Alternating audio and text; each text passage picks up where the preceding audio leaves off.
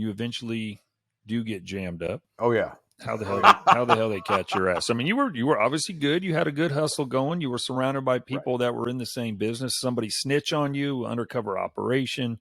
So what happens is we had this thing called the CVV1 breach or hack. So on the back of your credit or debit card, that magnetic stripe has 3 data tracks. The second data track is what's bought and sold on criminal marketplaces. It's called the dump. It's the card number / 16-digit algorithm out the side of it. That's what you have to have when you swipe a card or insert the card into an ATM to get money out. All right. Now we were doing all these phishing schemes. We were getting the card numbers, we were getting the pins, but for that to encode and withdraw money in an ATM, you have to have that algorithm that's on track 2. Can't generate it, can't guess it, you got to know it. What we quickly discovered is that none of the banks had implemented the hash on track 2. What that actually means is you could take the card number, a / any 16 digits out beside of it, it would encode. And you could take it to an ATM because you already had the PIN. You could take it to an ATM, start withdrawing cash. We started to do that. Now, before we started to do that, and it was wide open on every single bank. Small banks, big banks, every bank was wide open for this exploit. Before we started to do that, we were doing basic online credit card fraud, and a good carder could profit $30,000 to $40,000 a month. All right. Once that breach happened, once that hack happened, that $30,000 to $40,000 a month changed to $30,000 to $40,000 a day. And that attracted law enforcement attention because you had thousands of people that were doing that. So we quickly started to see IP numbers coming in from government agencies. We started to see state and local law enforcement websites that were talking about shadow crew. The forums were talking about shadow crew. So we got worried about that. At the same time, we had a guy named Enhance. And you guys may remember this, but Paris Hilton, back around 2003, she had her phone list published. Her T-Mobile phone contact list was published. And there was a lot of news about that shit. That was one of our guys. And that was not a hack. I do remember that. Yeah, right. That was not a hack. That was an insider. He worked at T-Mobile. She had T-Mobile. So he got her phone list, published that shit. At the same time, he intercepted text messages of the Secret Service investigating us and published that. So the writing was on the wall. Our days were numbered. Now, we hired this guy named Albert Gonzalez. He was our forum techie. He was handling all the software that Shadow Crew was operating on, everything else like that. Albert was involved in those ATM cash outs. So this kid, I think he was like 20 years old at the time. This guy, one day he's in New Jersey. He's standing at an ATM, broad daylight, for 40 minutes. He's got a stack of white plastic counterfeit cards, and he's putting one card in. Yeah, he's a dumbass. He's putting one card in, taking $20 bills out, stuffing them in a backpack. Does this shit for 40 minutes. Broad daylight, he's wearing a wig, all this other stuff. Meanwhile, just so happens across the street, 2 New Jersey cops are looking at this kid, asking themselves, what the shit is going on? Finally, one cop looks at the other. He's like, let me see what's going on here.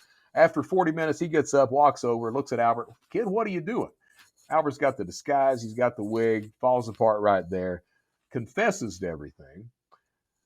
Partners with the United States Secret Service. Secret Service had they knew what was going on, but they were very unskilled at that point. Nowadays, they're very, very competent. Back then, they weren't. But they asked him, I was like, how would you catch these guys? Albert's like, well, we could run a VPN. So they were like, good idea. So because the writing was on the wall that our days were numbered, I ended up quitting Shadow Crew before Albert comes back in and institutes the VPN. So I walk away. Meanwhile, Albert comes into Shadow Crew, installs the VPN, has all the traffic go through that, and that's where the indictments, the identifications come through. So Shadow Crew makes the front cover of Forbes, August 2004. Headline, Who's Stealing Your Identity? October 26, 2004, United States Secret Service arrests 33 people, 6 countries, 6 hours. I'm the only guy publicly mentioned as getting away. They pick me up 4 months later, give me a job, and I'm the son of a bitch that continues to break the law from inside Secret Service offices for the next 10 months. Until they find out about it, I take off on a cross-country crime spree, steal $600,000 in 4 months, make the United States Most Wanted list, go to Disney World, get arrested, sent to prison, escape from prison, get arrested again, serve out my time. Yeah, what a role model that is. Why'd you pick Disneyland? I had stolen 160K out of ATMs the night before.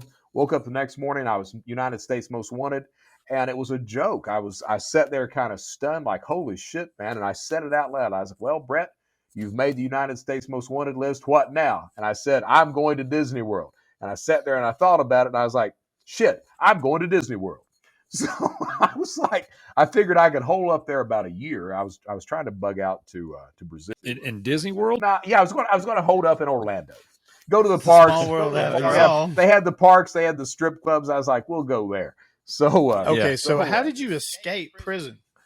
This wasn't a maximum security prison. It's nowhere near as romantic as it sounds. What happens is my dad, I hadn't talked to him for about 20 years. The man starts to come visit me in prison. About the third visit in, he looks at me. He's like, I've been reading about you online. I was like, yeah. He's like, that's a lot of money you made. And I was like, yeah. And he's like, you think you could teach somebody how to make that money? And I was like, yeah. So I used to say that I used to lie about it and say, I thought the man was back in my life and he broke my heart. The truth of the matter is I manipulated the man into helping me escape in exchange for teaching him how to do this fraud. So I was at a minimum security prison. I had him drop off a change of clothes, $4,000 in cash, an ID, and a phone, and I had a job outside of the fence. And I was at the prison about 6 weeks. Took off. I was out. I was out for about 3 weeks. Had already set up shop on identity theft again. U.S. Marshals were canvassing a 3-state area, and they find me. And I went back to prison, served 8 months in solitary confinement, and they shipped me out to a real prison out in West Texas, where they get you right out there. They do. They get your mind right.